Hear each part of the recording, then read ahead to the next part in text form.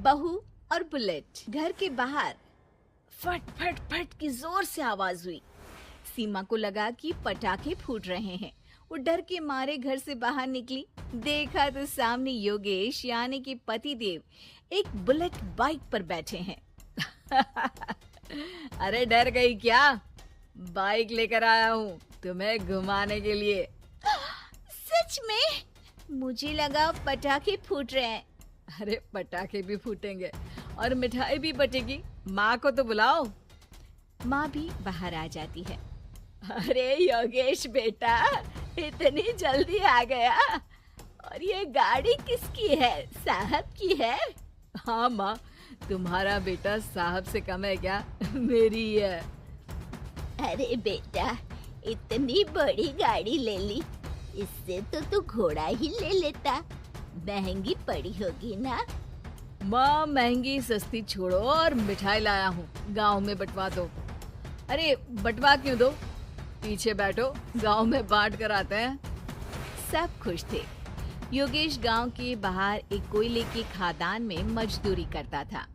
मेहनत और अकल से उसने वहां ठेकेदारी का काम सीख लिया और सूझबूझ से ठीक ठाक पैसा बनाने लगा। गांव में बात फैल गई कि योगेश के घर धमाका गाड़ी आई है। ऐसी गाड़ी पहले कभी किसी ने गांव में तो देखी नहीं थी। योगेश और माँ गाड़ी से वापस घर आ जाते हैं। बेटा, बाबूजी ऊपर से देख रहे होंगे और आशीर्वाद भी दे रहे होंगे तुझे। वो होते तो उनको भी घुमाता माँ। पूरे गांव में नाच नाच के मिठाई बांटने जाते। जैसे मैंने नाच नाच के बांटी थी जब वो अपने लिए एक साइकिल लेकर आए थे। बस बस, बाबूजी दो बात भी सुनाते कि फटफट वाली फटपटी ले आया। सीमा आगे कहती है, अपने लिए तो ये गाड़ी ले आए और मेरे लिए? अरे ये गाड़ी तुम्हारे लिए ही तो है। पक्का मेरे लिए है? अरे पक्का तुम्हारे लिए है। अगली सुबह जब योगेश सो रहा होता है तो उसे बाहर से गाड़ी की आवाज आती है। वो घबरा कर चिल्लाता है, चोर चोर, मेरी गाड़ी ले जा रहा है, चोर चोर। माँ भी जागती है और योगेश के साथ दरवाजे की तरफ भागती है। जैसे ही दोनों बाहर निकलते हैं तो देखते हैं कि सीमा गाड़ी चला रही है। अरे बहू, नाक कटवाओगी क्या? ये क्या कर रही हो? अरे गिर जाओगी, ये क्या कर रही हो तुम? सीमा गाड़ी को रोक कर कहती है, सारे गांव में घुमा लाई, कहीं नहीं गिरी। क्या? सारे गांव में घुमा लाई? अरे लोग क्या कहेंगे बहू? सोचा क्या एक बार? यही कहेंगे कि कितनी अच्छी गाड़ी है। अरे तुम्हारे बारे में। हाँ, कहेंगे ना कि देखो कितनी अच्छी गाड़ी पर बैठी है। बहू गाड़ी रखकर योगेश और सासू माँ के पास जाती है। तुमने कब गाड़ी चलाना सीखा? हमारे बाबूजी के पास पुरानी स्कूटर थी, सीख ली। फिर स्कूल में एक मास्टर जी भी ऐसी ही गाड़ी लेकर आते थे, उन्होंने सिखा दी। हाँ, स्कूल के मास्टर आजकल यही सब तो सिखा रहे हैं। पढ़ाई का कुछ सिखाते तो कुछ भला होता। अरे बहू, अब गाड़ी मत चलाना। हमारे परिवार में कभी किसी औरत ने पीछे से आगे की सीट पे आने की हिम्मत नहीं की है। तुम भी मत करना, समझी? जी, समझ गई माँ जी। सीमा सास की बात सुनकर चुपचाप रसोई में जाकर उदास होकर खाना पकाने लगी है। सास सुबह सुबह मंदिर से पूजा करके लौट रही होती है। तभी उसे दो औरतें रोक लेती हैं और कहती हैं, अरे बहू को थोड़े अच्छे लक्षण भी सिखा दो। गाड़ी चलाने निकली थी, गांव की मर्यादा का कोई ख्याल नहीं है। वही तो, अरे पैसे आने लगे हैं तो क्या मतलब कि किसी रीति रिवाज को नहीं मानोगे? अरे समाज में रहना है तो समाज के ढंग से ही रहना पड़ता है। अरे लाज भी नहीं आई बहू को? चूल्हे चौके से निकलकर सीधे गाड़ी लेकर चौराहे चबूतरे नाप लिए, फट फट फट करते हुए। अरे कुछ कह देना उसे। अरे ये क्या कहेगी, बूढ़ी सास है, इनकी थोड़ी ना चलती होगी घर में। हाँ, बहू की ही चलती होगी, मर्जी भी और गाड़ी भी।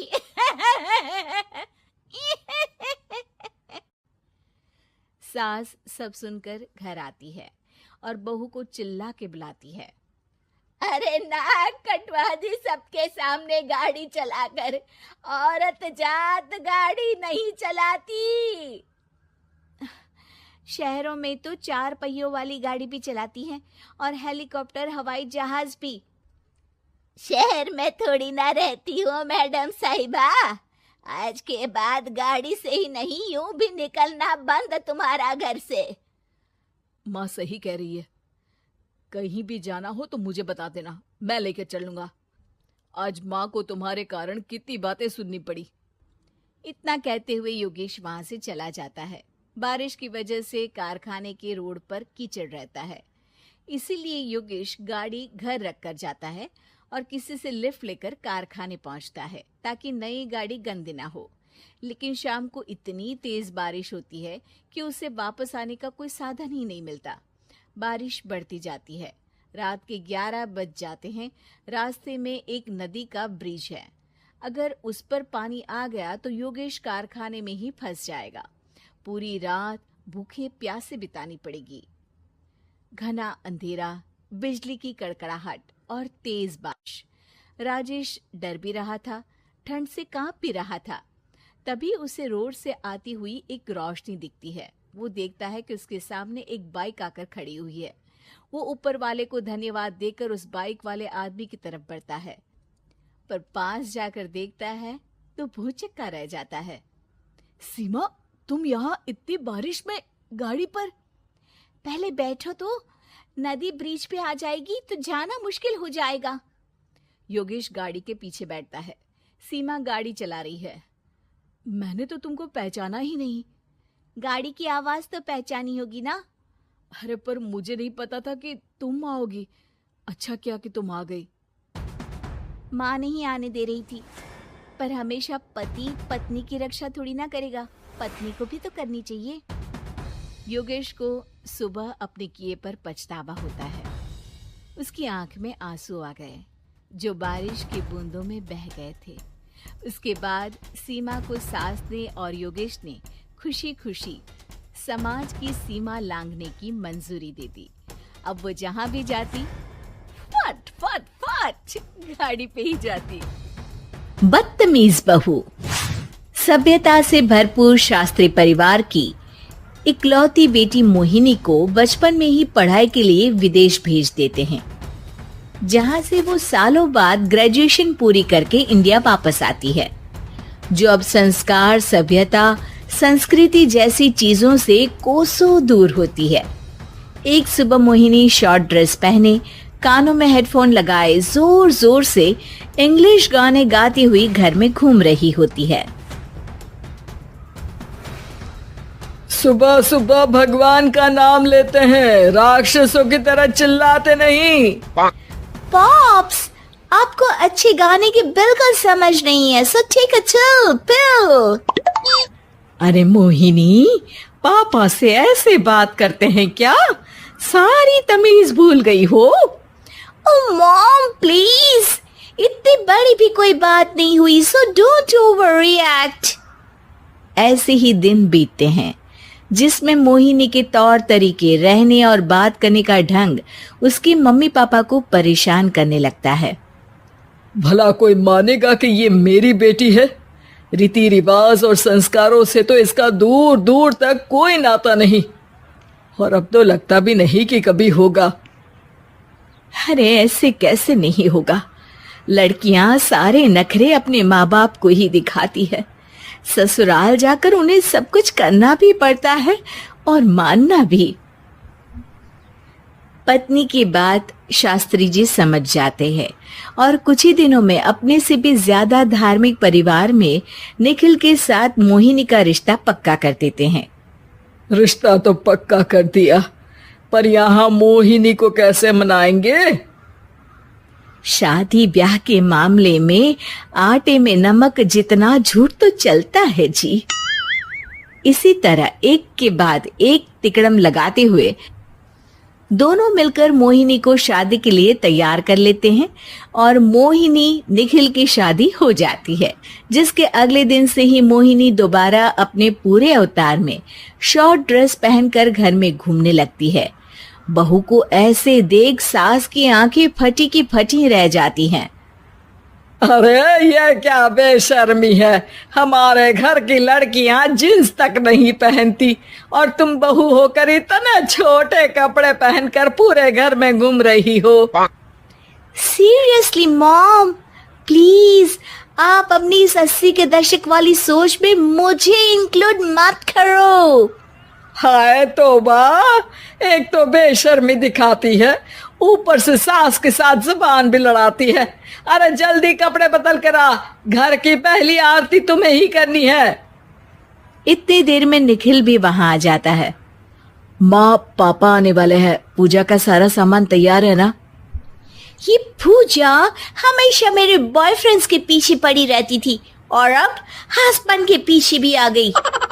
मोहिनी की बातें सुन सास तो अपना सिर पकड़ लेती है, लेकिन निखिल किसी न किसी तरह उसे पूजा के लिए कन्विंस करके कपड़े चेंज करने के लिए भेज देता है, जिस पर पूजा खत्म होने के बाद वो एक बार फिर अपनी शॉर्ट ड्रेस में आ जाती है। बहू, ये क्या तरीका है? संस्कार नाम की कोई चीज है या नहीं? नहीं ससुर जी, संस्कार मेरा दूसरा बॉयफ्रेंड था, अब तो मेरा उससे कोई कांटेक्ट नहीं है। मोहिनी का जवाब सुन के ससुर तो भगवान नाम जपते वहां से चले जाते हैं, लेकिन सास बहू के बीच कहासुनी फिर शुरू हो जाती है, जिसे इग्नोर करते हुए मोहिनी घर से बाहर चली जाती है और देर रात घर वापस आती है। मोहिनी, मैं जानता हूँ कि तुम विदेश में रही हो और तुम्हें वहीं की आदत है, पर यहाँ चीजें कुछ अलग है। अगर तुम उस हिसाब से कुछ एडजस्ट कर लो तो सबके लिए सही हो जाएगा। I am not in a lecture mood. Good night. अगली सुबह मोहिनी देर से उठकर एक बार फिर उसी तरह सबके सामने आती है, जिस पर उसकी सास कुछ बोले उससे पहले ही मोहिनी की दोस्त मोनिका और रेचल वहां आ जाती हैं। Oh hi darling, how are you? OMG, we missed you so much. I missed you too, darling. Ram Ram, इन्होंने तो तुमसे भी छोटे कपड़े पहने हैं। अरे तुम लोगों के अंदर कोई शर्म लिहाज बाकी भी है या सब बेच खाई? मोहिनी, तुम्हारी मेड कुछ ज्यादा नहीं बोलती? इस पर मोहिनी की दोस्त उसकी सास का मजाक बनाने लगती है, जिसे सुन निखिल उन्हें जवाब देते हुए कड़वे शब्द सुना देता है और वो सुन के वो दोनों तो मुंह बनाए वहां से चली जाती है, लेकिन गुस्से से लाल मोहिनी वहीं खड़ी निखिल को घूरती रहती है। घूर क्या रही हो? तुमसे शादी की ये सोचकर कि विदेश में पढ़ी लिखी हो, घर में कोई पॉजिटिव चेंज लाओगी, अपनी करियर के लिए एम्बिशियस होगी, पर अपने इस बिहेवियर से उस पढ़ाई के साथ साथ अपने मम्मी पापा के नाम को भी डुबो रही हो। अगर तुम्हें ऐसे ही हाल रखने हैं तो यहाँ रहने की कोई जरूरत नहीं है। निखिल की बातें सुनकर मोहिनी रोते हुए घर छोड़कर अपनी मम्मी पापा के पास वापस आ जाती है। ससुराल में सब कुछ ठीक तो है? वो अपने आप को समझते क्या है? मोहिनी पर चिल्ला रहे? मैं क्यों उसके इशारों पर चलूं? मैं अपनी लाइफ अपने तरीके से जीना चाहती हूँ और वो न आप लोगों को मंजूर था और ना ही उन्हें है। तुम यहाँ नहीं रह सकती। अपने पापा की बात सुन के मोहिनी हैरान रह जाती है। हाँ, तुमने बिल्कुल सही सुना। अगर तुम्हें अपने इस घमंड, बेशर्मी और बदतमीजी में ही जीना है तो तुम यहाँ भी नहीं रह सकती। बेटी, मैं मानता हूँ हमारे यहाँ रीति रिवाज बहुत मायने रखते हैं और हमने उन्हीं के ओवरडोज से बचाने के लिए तुम्हें विदेश भेजा था। एक लड़की जो शादी करके घर और बच्चे संभालती है, उससे तुम अपने आप को ज्यादा समझ सको इसके लिए भेजा था। तुम उससे ज्यादा समझो और बनो, पर तुम तो किसी दूसरी ही ट्रेन में चढ़ गई बेटा। उसके मम्मी पापा बहुत देर तक मोहिनी को सारी बातें समझाते हैं, जिन्हें सुनकर मोहिनी को अपनी गलती का एहसास होता है। वो जॉब ज्वाइन कर लेती है और ससुराल वापस आकर उन्हें मॉडर्न बनाती है और खुद भी कुछ रिवाज सीखते हुए खुशी से रहने लगती है। कमला एक बहुत स्वार्थी महिला है। उसने पैसों के लिए एक ऐसे इंसान से शादी की जो पहले से शादीशुदा और एक बच्चे का पिता भी था। कमला के पति को मरे हुए एक अरसा बीत गया है। अब वो अपने सौतेले बेटे वैभव के साथ रहती है। वैभव के दिल में अपनी माँ को लेकर इतना डर है कि वो अपनी माँ के सामने एक शब्द नहीं बोल पाता। उसकी माँ जो कहती है उसको सर झुकाकर वही मानना पड़ता है। वैभव, तुमने अभी तक घर का काम क्यों नहीं किया? तुमसे कितनी बार कहा है कि सूरज निकलने से पहले तुम घर की साफ सफाई पूरी कर दिया करो। वैभव कुछ नहीं बोलता, चुपचाप सर झुकाए अपनी माँ की बात सुनता रहता है। तभी पास में खड़ा नौकर सुखराम कहता है, मालकिन, वैभव बाबा को रात से तेज बुखार है, इसलिए वो सुबह जल्दी उठ नहीं पाए। उनके बदले मैं घर की साफ सफाई कर देता हूँ। इसे कोई बुखार नहीं है। मैं इसे अच्छी तरह से जानती हूँ। ये सब काम न करने के बहाने हैं। सुखराम काका, बोल दो इसे, सारे घर का काम यही करेगा और इससे समय पर अपना काम पूरा नहीं किया तो इससे आज का खाना भी नहीं मिलेगा। मगर मालकिन, वैभव बाबा की सच में ही तबीयत खराब है, आप एक बार देख तो लीजिए। कमला बिना कुछ बोले वहां से चली गई और बेचारा वैभव तेज बुखार में भी काम करता रहा। कमला वैभव की शादी एक ऐसी लड़की से कराना चाहती थी जो अनपढ़ हो और कमला से इसी तरह डरे जिस तरह वैभव डरता है, ताकि वैभव की सारी जायदाद और धन दौलत उसकी मुट्ठी में रहे। लेकिन आज के जमाने में ऐसी लड़की मिलना मुश्किल है। कमला कार में यही सब कुछ सोचती जा रही थी कि तभी रास्ते में, अरे ड्राइवर, तुमने कार क्यों रोक दी और ये इतना शोर कैसा? मैडम, आगे कुछ बंजारों का खेल चल रहा है, इसलिए भीड़ लगी है। मैं अभी भीड़ को साइड में करवाकर कार निकालता हूँ। ड्राइवर भीड़ को साइड करके कार निकालने की कोशिश करने लगा कि तभी कमला की नजर रस्सी पर चल रही एक फुलवा नाम की बंजारन पर पड़ी। क्यों ना मैं इस बंजारन की शादी वैभव से करा दूं। ये तो अनपढ़ लग रही है, मेरे पैरों तले दबकर भी रहेगी। मुझे अभी इसके माँ बाप से बात करनी होगी। ये सोचकर कमला ने उन बंजारों से बात की और उन्हें शाम को अपने घर बुलाया। फुलवा के माता पिता वहां उसे लेकर आ गए। उन्होंने इतना आलीशान घर पहले कभी नहीं देखा था। अच्छा हुआ आप लोग आ गए। देखिए, मुझे घुमा फिरा कर बात करने की आदत नहीं है, इसलिए सीधे सीधे मुद्दे पर आती हूँ। मुझे आपकी बेटी बहुत पसंद है। मैं अपने इकलौते बेटे की शादी आपकी बेटी फुलवा से कराना चाहती हूँ। इसके बदले में आप जो चाहो वो ले सकती हैं। तभी फुलवा की माँ कहती है, ये क्या कह रही है मैम साहब, कहीं आप हमारी गरीबी का मजाक तो नहीं उड़ा रही ना? आप मेरे बेटे से मिल लो। अगर आपको मेरा बेटा पसंद आता है तो मैं कल से ही शादी की तैयारी शुरू कर दूंगी। सुखराम, वैभव को लेकर आओ। फुलवा अपनी माँ के कान में फुसफुसाती है, माँ, कहीं इस मेम साहब का छोरा पागल तो ना है? फुलवा अपनी माँ से बात कर रही होती है कि वैभव वहां आता है। फुलवा उसे देखती ही रह जाती है और उसके माता पिता उसकी शादी तय कर देते हैं। शादी वाले दिन किसी को फुलवा और वैभव की बेमेल विवाह की बात समझ में नहीं आती। फिर भी एक औरत कमला से पूछ ही लेती है, कमला जी, आपने अपने इकलौते बेटे की शादी देहाती गवार से क्यों करा दी? ये बंजारन आपके घर की बहू बनने लायक तो नहीं है। कम से कम अपने स्टेटस का ही ख्याल कर लिया होता। बहू तो अपने टक्कर की लाती, आपने तो बंजारन को ही बहू बना लिया। अब कमला को समझ में नहीं आ रहा था कि इस बात का क्या जवाब दे। वो कुछ देर चुप रही और सोच समझ कर कहती है, बहन जी, आपको तो पता है आजकल के बच्चे किसी की बात कहाँ सुनते हैं। मैं तो अपनी बहू एक पढ़ी लिखी और अपनी सोसाइटी की ही ढूंढ रही थी। लेकिन मेरे बेटे ने मेरे सामने इस बंजारन को लाकर खड़ा कर दिया। बोला कि मैं शादी करूंगा तो इसी से। अब भला मैं क्या करती, मुझे अपने बेटे के सामने झुकना ही पड़ा। कमला की ये बातें सुखराम भी सुन रहा था। उसने ये सारी बातें वैभव को जाकर बता दी।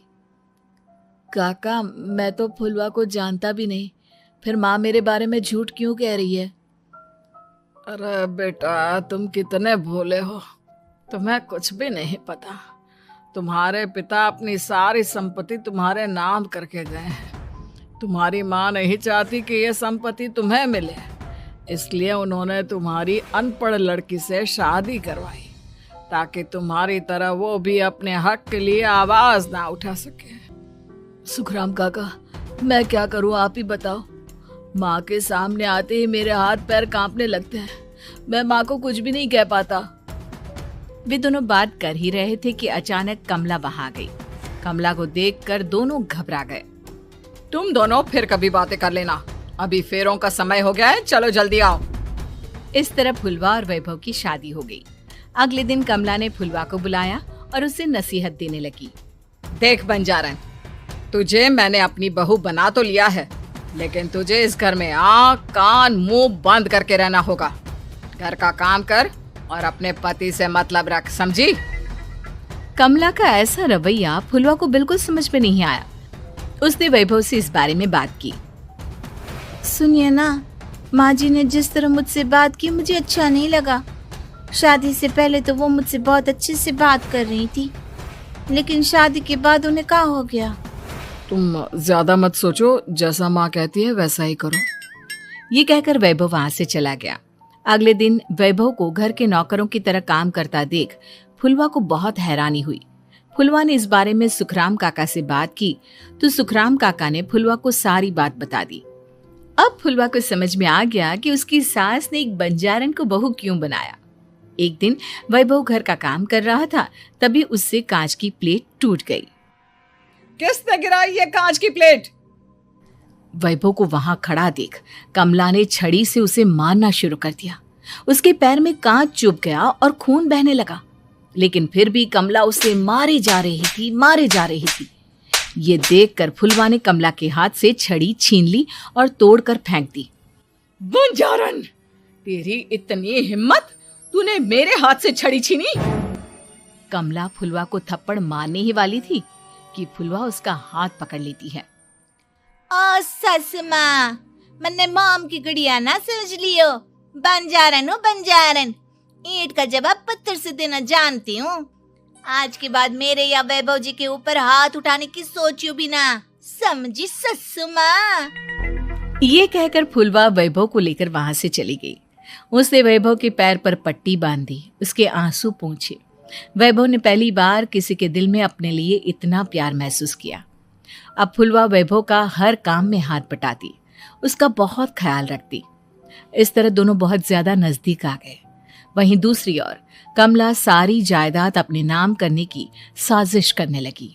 और एक दिन, वैभव, वैभव, जल्दी बाहर आओ। कमला की आवाज सुनकर वैभव और फुलवा अपने कमरे से बाहर आ गए। जी माँ, आपने बुलाया? ये ले, इन कागजों पर साइन कर दे। वैभव कागजों पर साइन करने ही वाला था कि फुलवा वैभव के हाथ से पेन छीनकर कहती है, ना वैभव जी, आप इस पर हस्ताक्षर नहीं करेंगे। आओ बंजारन, मैं तुझसे बात नहीं कर रही।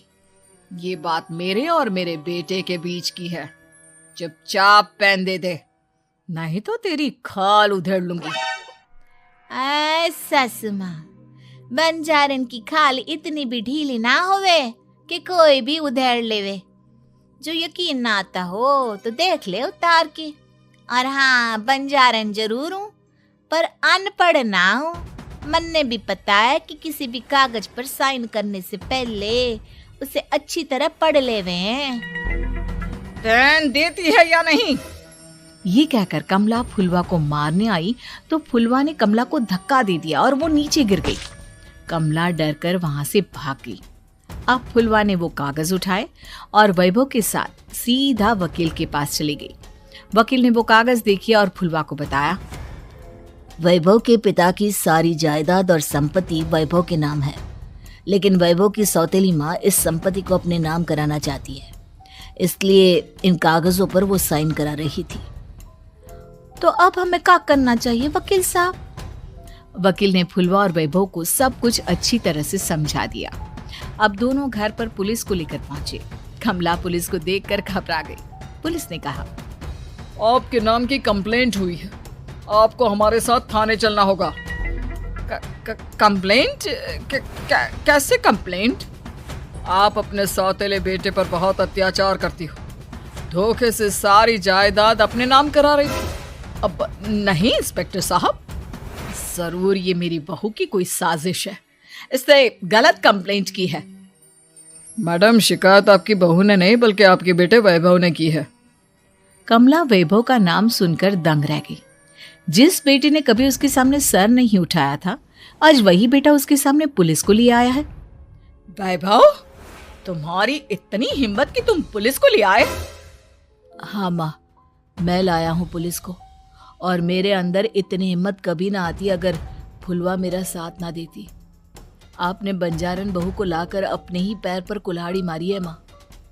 मैडम, आपकी बात खत्म हो गई हो तो चलो हमारे साथ।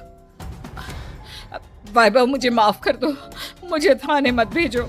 आज के बाद मैं तुम्हें कभी नहीं मारूंगी, तुम्हें कभी परेशान नहीं करूंगी, मुझे माफ कर दो। वैभव अपनी कंप्लेंट वापस ले लेता है और पुलिस वहां से चली जाती है।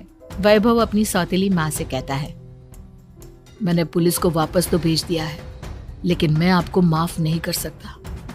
आपने बचपन से आज तक कभी मेरे सर पर हाथ नहीं रखा, हमेशा मुझे मारती रही, नौकरों की तरह बर्ताव करती रही।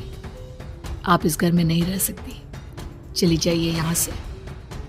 कमला घर छोड़कर चली गई और सड़क किनारे खड़ी होकर सोचने लगी, काश मैंने वैभव को माँ की तरह प्यार किया होता तो आज मैं इस तरह से बेसहारा ना हो जाती।